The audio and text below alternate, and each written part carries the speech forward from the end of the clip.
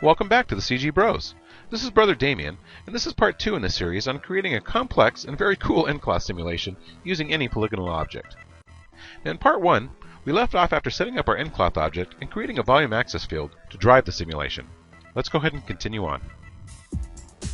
Now we've rotated our volume axis field 45 degrees, and now I'll place it at one corner of the Ncloth object, and then set a keyframe by highlighting the translate channels and right-clicking and setting a key on selected. I'll also come down here and turn on Auto Keyframe. And I'll hit the back one frame button to go to the end of the timeline, and move the volume axis field to the opposite corner of the Ncloth object. Now this will move the volume field through the Ncloth object from one corner to the other over the duration of the timeline.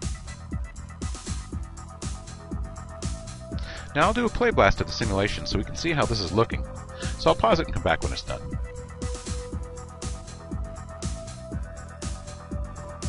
Okay, that took about 12 minutes on my i7 laptop. Let's go ahead and play it back. I'm really happy with the way this is coming along. And we've got cool turbulence and upward force acting on the Ncloth. Now you might be noticing though that the noise pattern on the leading edge is looking a little bit static and hard from an aesthetic point of view. That's because we haven't animated it yet. Let's go ahead and take care of that right now with a quick animation expression. Now don't be afraid of expressions. They're your friend. They can save you countless hours of manipulating keyframes because of their procedural function. Now you set the rule, and then the expression does the rest. No need to keyframe. Let's go ahead and do this on the turbulence offset.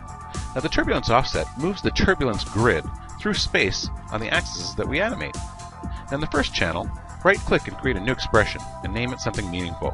I'm going to go ahead and name mine Vol Freak Offset.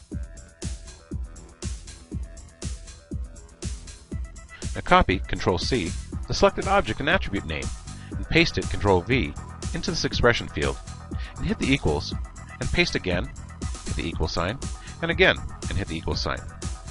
Now let's go ahead and change the variable in the second segment to Y, and change the variable in the third segment from X to Z. This makes X equal to Y and Y equal to Z, and they're all equal to something. So now you'll tell the channels how quickly to animate the offset on the turbulence grid through these channels. Now after the equal symbol, type in time and a colon. This will set the offset to animate based on Maya's internal time node. This may be too fast for what I'm looking for though, so after time I'm going to go ahead and add a multiplication symbol and enter in 0.35 and hit the edit button. I'll go ahead and hit a play blast again. Now the expression is telling these attributes to animate the offset channel values at about 1/3 the speed of time. And just change the values to experiment around and try setting expressions on any of the other channels to drive some customized motion. I'll pause it here and come back when it's done. Okay, now we can see some nice motion on the leading edge as well as in the body. I'm really happy with this, but I'm feeling that the motion is moving too quickly, both in turbulence and in the way it's moving up in the height field. Select the field, and again, under Volume Speed Attributes, change Along Axis Strength down from 5 to 2, and right-click on one of the channels that has our expression driving the speed of the turbulence offset, and hit Edit. Now let's reduce it from 0.35 to 0.15, and hit the Edit button. I'll do another play blast, and come back when it's done.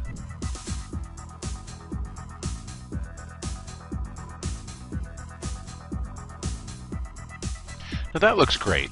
I'm really happy with this. Now when you like what you have, cache out the simulation by selecting your Ncloth and coming up to Ncache, Create Ncache. Be sure to set it to one file and hit Create. Now strong word to the wise here. You should always cache out your simulation before you render it. Yes, it does take a bit more time, but when you spent the whole weekend rendering it, and your render is jacked, and your boss is pissed, you'll remember this word of wisdom. Now here's the same technique done on the model of a head. And keep in mind, you can do this on any polygonal object. Now I'm sure all sorts of possibilities are starting to go through your mind. But try using a uniform, a radial field, or even a Newton field instead. And once your simulation is cached, you might select all the faces and extrude them. And you might add a few nonlinear deformers like waves, sines, and bends. Or you might even want to emit particles from them, and add expressions on those to animate them. You know, go nuts! Now you may find that you need a much higher level of control than animating numerous fields and collision objects, but this will take you a long way there. Stay tuned to the CG Bros